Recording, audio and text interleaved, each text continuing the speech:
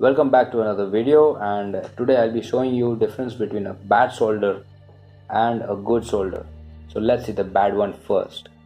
So this one, this soldering iron does not melt the solder wire, not even a bit, because the soldering iron has a lot of carbon on it. See, it's got all black spots on it, and moreover the solder wire is a used solder wire, the second quality solder wire. So what do you mean by second quality solder wire?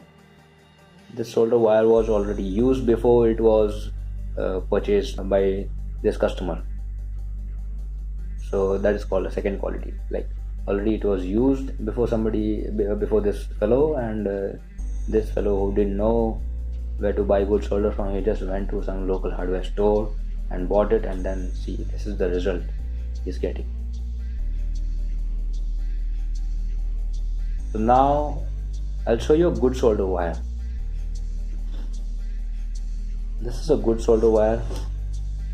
This is a Timrova brand. This is made by Sun, and see, my soldering iron is also quite clean here. My tip is very clean. Now the solder wire should melt very quickly, like this.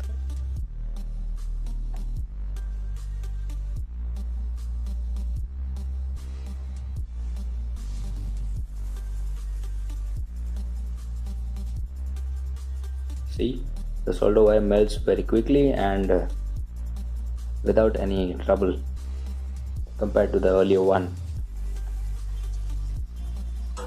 So my suggestion is, like, never buy solder wires from a cheap hardware store. So thank you for watching my video, and do like, share and comment on my video.